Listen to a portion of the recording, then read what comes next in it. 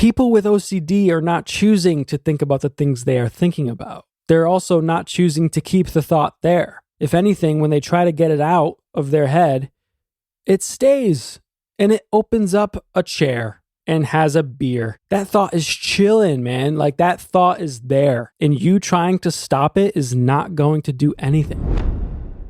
Hi, welcome to Please Excuse My OCD. My name is Tyler Falcoa, and if you are new here, welcome to this different type of podcast. If somebody has sent you this podcast, tell them I said thank you, because I want to help people understand OCD better. And they're helping me by helping you understand it. Now, disclaimer, as always, I am not a medical professional. I am simply someone who has lived with OCD for most of his life. And I'm here to share my experience with OCD with you. As always, if you are struggling, please seek advice from a trained professional. Today, we are going into the don'ts, okay? I feel like I've gone into a couple do's the past few weeks, and today we're going into the don'ts, because the don'ts are just as important as the do's. When people say they want to understand OCD, it's not going to be a one and done type of thing. People who have OCD are still trying to figure it out and trying to figure out what works for them.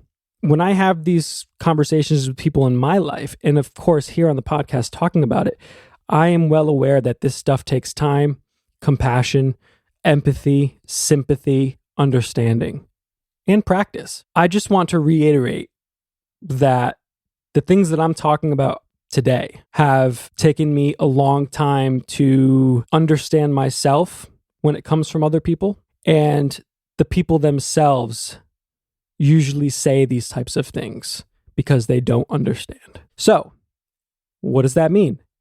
Well, today I want to go into the 5 things you never say to someone who has OCD. These are things that I've heard my entire life.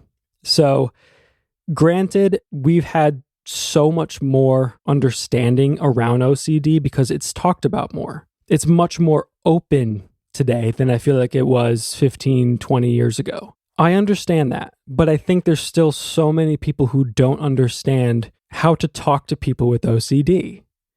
And don't get me wrong, we're still trying to figure out how to deal with it. So we can have the empathy for you, because if we're still trying to figure out how to deal with it, you are probably too. This episode is for the people who probably don't have OCD, but they know someone or love someone who has it. If you have OCD, share this with someone who you think might benefit from it to help them better understand you. Anyways, number 1, everyone likes things a certain way. Okay, mind you, I think all of these come from a good place, but they really minimize. This saying really minimizes wanting things a certain way for someone with OCD. And let me go into that. When somebody says everyone wants things a certain way, that is really minimizing the OCD tendencies and compulsions that we have to the normal quirks that everyday people have, right? Yes, we all do have normal quirks. We all do like things a certain way. But there's a difference between liking something a certain way and needing something to be a certain way or else. There's a reason why when somebody who has OCD is trying to fix something, or they're trying to get things a certain way, there's something in their brain that is not connecting, that they need to connect. Okay? And so when you're acting out a compulsion as somebody with OCD and you're trying to get something perfect, or trying to get something as perfect as it can be in your room, your whole being is out of place as long as that thing is out of place. Whereas somebody who just likes to have the rugs clean, or likes to have, the shoes in a certain spot when you walk in the door, they may not necessarily be having an existential crisis if the shoes are out of place. Me, probably will have an existential crisis. So that really minimizes the compulsion. It minimizes what the sufferer is actually going through. That saying also tells us that there's a lack of understanding, okay? there's such a difference between an uncontrollable obsession and compulsion versus just wanting something clean or neat. I know people in my life who are very clean, but they are definitely not OCD like me. There really is a difference, and sometimes the difference is in the details. I'm drinking a coffee today. This is my third coffee today, and I do not recommend having 3 coffees in one day if you have anxiety. But hey, what are you listening to me for? Number 2, you're just not busy enough. I've heard this from the crowd that's like, you just need to work till you're dead and not think about anything for the rest of your life.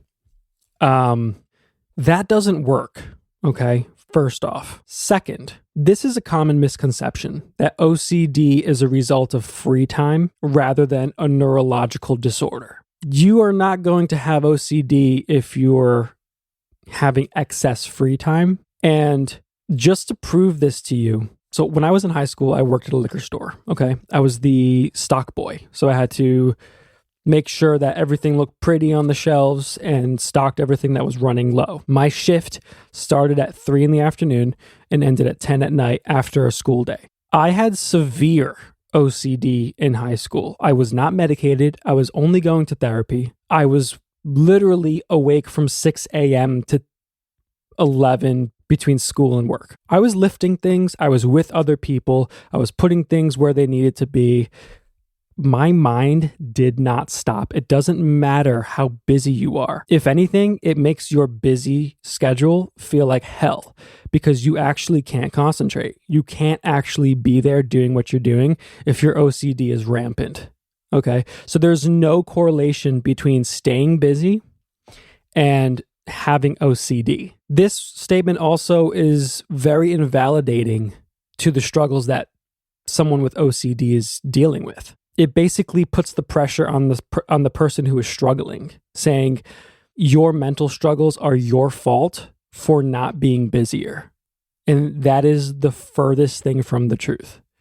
Like I said, this has no correlation with how busy you are. As somebody who runs his own business, I'm very busy. I'm also much more aware now. I'm medicated. I'm in therapy.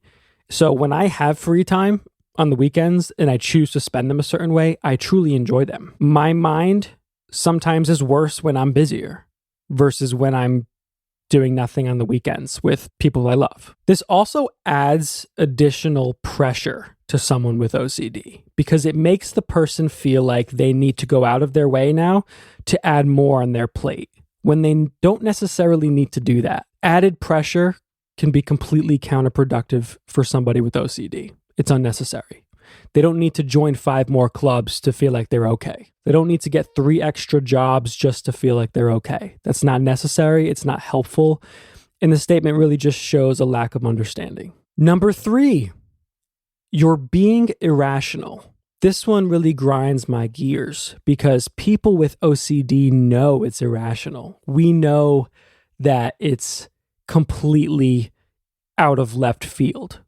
We know that our fears are so blown out of proportion and they don't make sense to the threat level, but our brain perceives them, our thoughts and our obsessions, as life-shattering threats.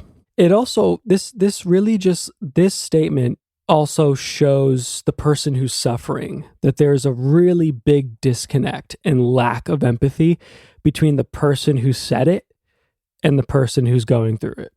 If you say to me, you're being irrational, to me, as somebody who knows that he has OCD, knows that his thoughts are irrational, that shows me that you're not actually even giving the energy to try to understand what I'm going through or what I'm seeing. You know, it really doesn't have to do with the thought, it's the reaction to it. And that's what people who don't struggle with OCD understand fully. When somebody says you're being irrational, there's a massive stigma that is just hounding itself around that statement because many people with OCD already feel immense amount of shame and guilt. They may also not even be accepting that they have OCD. So when you say you're being irrational, what that is translating to, that feeling of shame may stop them from actually getting the help they need. They already are having trouble with dealing with their emotions and feelings. Now they feel shame around it. They're less likely to go to someone and say, hey, I'm really struggling with this. Can you see my logo? I think I got chocolate on it the other day because I washed this and it's still there. Anyways, when someone with OCD is seeking help from someone else, specifically somebody who doesn't struggle with OCD, it's a really vulnerable experience. So you have to be very careful about how you choose to handle the situation with someone who has OCD. You don't want to invalidate their feelings. You know that the fear is irrational. You know that they know the fear is irrational, but their brain is on hyper mode. Their body is on hyper mode. And by you saying you're being irrational, that doesn't help the situation. This is what I said earlier. I think I said this on episode 1. I don't like a serious situation to feel more serious than it already is. Do you think that me coming into a serious situation with a serious attitude and a very shameful comment like that, do you think that's going to help? No, not at all. It wouldn't bring any good to the conversation. This is a really good coffee. Number 4, everyone has something. Gee golly. That's just so comforting to know that everyone else is suffering like me. I don't want other people to suffer. We don't want other people to suffer. Like, I understand the intention.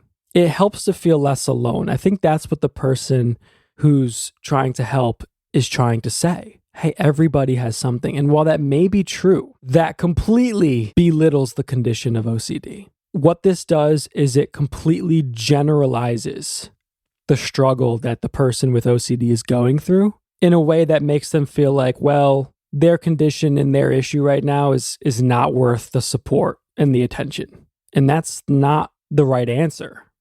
People with OCD, it doesn't matter how big or small your OCD is or how you feel in terms of this problem versus that problem. If you're struggling with OCD, if somebody is struggling with OCD and they come to you for help, they are absolutely worth your energy, time, and attention because they are in a territory where they feel scared. They feel completely terrified, helpless. They feel out of control of their own actions in their body. Even though they are in control, they feel out of control. I keep hitting this mic. My mom told me that I should make it so you can see my mouth, but I don't know how to do that. Maybe in the future episodes, you'll see me placing this somewhere else. I don't know. Anyways, this everyone has something comment, like I said, while it's in good nature, it just shows that there's a lack of understanding between OCD and how it looks. Someone who's struggling with OCD may look a little bit more put together, even though inside they're completely crumbling apart. I've had plenty of panic attacks in public and nobody would know. Nobody would know that I was having a panic attack. That really just shows the outside does not equal the inside, sometimes at all. That lack of understanding where it's everybody has something. It's like, yeah, but I feel like my world is crumbling down right now and I need some stability. I need some help here. Number 5, just stop thinking about it. Thanks, Richard. That really made me feel good. Let me just turn that knob off. This one is funny because I feel like it's more of an impulse response than anything. I feel like people who say this don't actually mean this, and they definitely don't understand what they're saying. And this one is probably the one that I've heard most of my life, where it's just stop thinking about it. Okay, I said this before. If I told you to stop thinking about a pink elephant, the first thing you're going to do is think of a pink elephant. If you try to fight OCD, OCD will feel like it's stronger. OCD will have more of a grip on you if you try to fight it. If you try to stop negative thoughts, if you try to push everything away, it's going to have more of a grip on you. My therapist says this all the time. What you resist persists. It's so true. This statement shows the person does not understand control. What the person is saying with this statement is your OCD is under your control. Thoughts are really not under your control. We don't know where they come from. They just happen. They're in and out, right? The ability to control those thoughts are even harder to do. A lot of it is just letting go of thoughts and watching them, which takes practice and time. And even years of me doing that, I still have a hard time sometimes. I'm fucking human. People with OCD are not choosing to think about the things they are thinking about. They're also not choosing to keep the thought there. If anything, when they try to get it out of their head, it stays and it opens up a chair and has a beer. That thought is chilling, man. Like that thought is there, and you trying to stop it is not going to do anything. You know, if you walked into a hospital with a broken leg and someone said, just walk it off. Could you imagine that? Could you imagine a doctor saying to you, just walk it off? It's just so funny how people look at mental health as something different than physical. When to me, they're one and the same. Just because you can't see it does not mean that it's not there. The brain has so many chemicals that are just bouncing and firing and like it's a fucking battleground up there. How is that any different than the cells in your leg? I mean, I could be really fucking myself here because I really don't know much about the human body and biology and stuff. But I really think it's the same kind of thing where if somebody says, well, just stop thinking about it. If you're struggling with an OCD episode and intrusive thoughts, it's really the same thing as walking into a hospital with a broken leg and someone telling you to just walk it off. You can't. You need treatment. Richard. I don't know why I picked Richard. It was the first name that came to my head, but this statement also increases frustration in the person who's suffering. When someone who is dealing with intrusive thoughts or an OCD episode of some sort, they're already frustrated because they don't understand why they can't stop, why they know what they're thinking about is irrational, but they can't shake it, or they can't convince themselves, or they can't trust themselves. They know all of this, when in reality, it takes just so much more effort and time and failure and practice and therapy to work through these things. It is not a just stop thinking about it scenario. That one I saved for last because it truly is my favorite. It's the funniest one of them all. And I'll give you a bonus one. Okay. This bonus one really hits home. When somebody says, you don't look OCD. What does somebody with OCD look like? Like, did you expect like some Einstein looking hair and me with like a buttoned up flannel all the way to the neck, proportionate eyebrows? Like, I don't know what a person with OCD looks like. I don't think there's any specific look as to somebody who has OCD. OCD doesn't have a look. OCD has a feeling that it brings. That's the one I can't figure out because I don't know what somebody with OCD is supposed to look like. So when I heard that, I was like, okay, is that a compliment? Like, what is that? Oh, hi, Banja. This girl wants to play. So those are my top 5 things you should never say to someone with OCD. They are, everyone likes things a certain way. You're not busy enough. You're being irrational. Everyone has something. Just stop thinking about it. Once again, thanks, Richard. Now, moving on to my favorite part of the podcast, the Q&A. If you want to have your questions answered at the end of every episode, I answer questions. So if you want to have your question answered, you can go to our website, www.pleaseexcusemyocd.com. And there's a tab there that says Ask Me a Question, where you can submit. You can be anonymous if you'd like. You can not be anonymous. It's great. You have all the choice. Okay. Here we go. This one comes from Sarah C. She asks, I have a friend who was recently diagnosed with OCD. I want to be supportive, but I'm not sure how. What are some ways I can help without accidentally saying something hurtful? This one, I could go on for hours about how to help a friend who has OCD. But something that I wish people in my life knew when I was first diagnosed is people with OCD they may seek reassurance.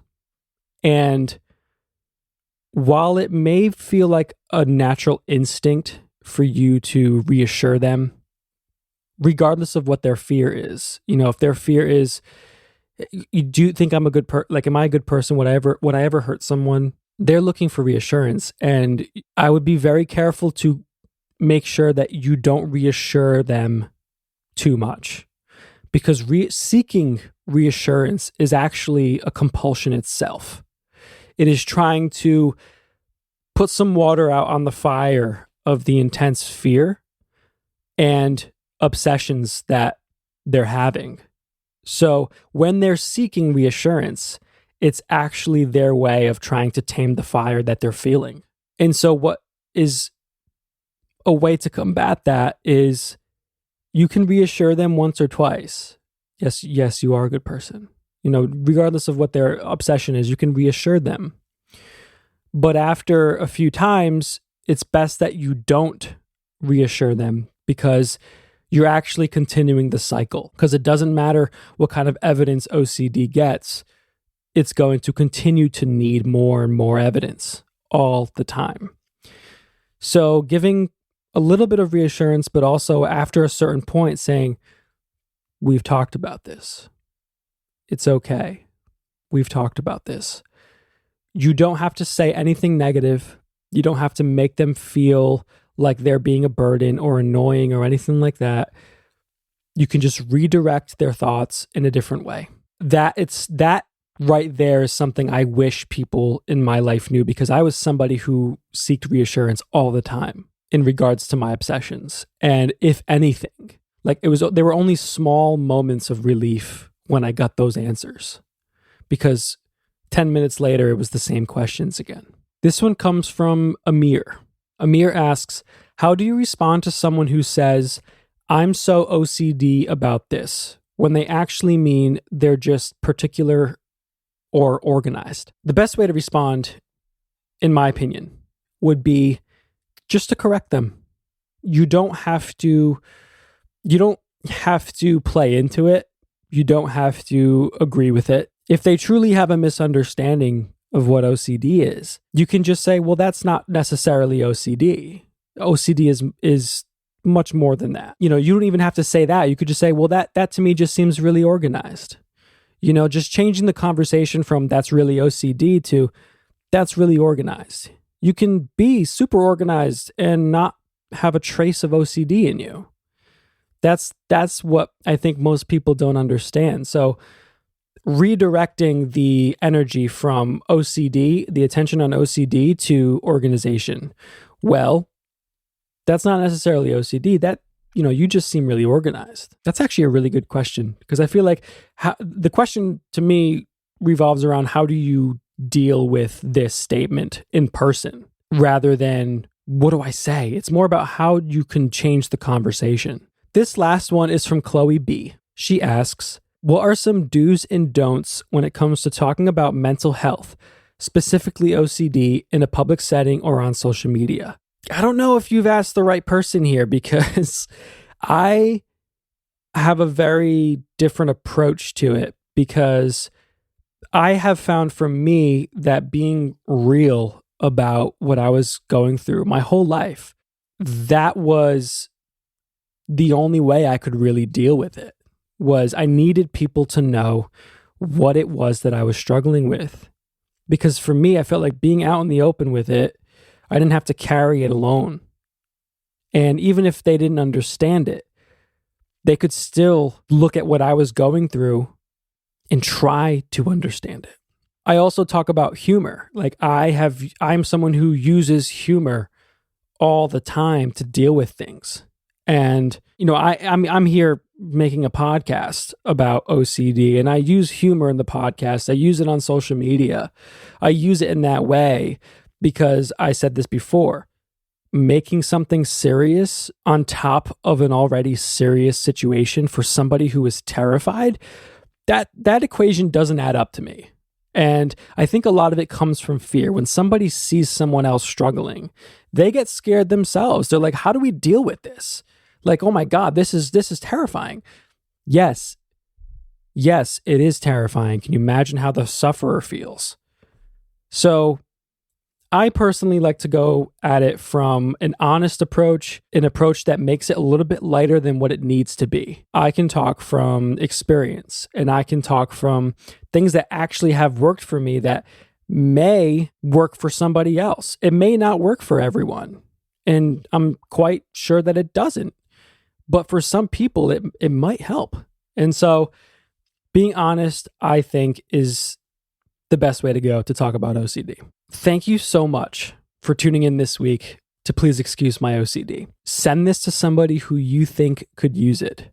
Send this to someone who may not understand the OCD that you struggle with. Maybe this will give them a little bit more insight on how to deal with it when it arises. If you've been liking my content, give me a follow. 5-star rating. I love the number 5. That would be great. Also, on my website, if you would like a question answered, www.pleaseexcusemyocd.com.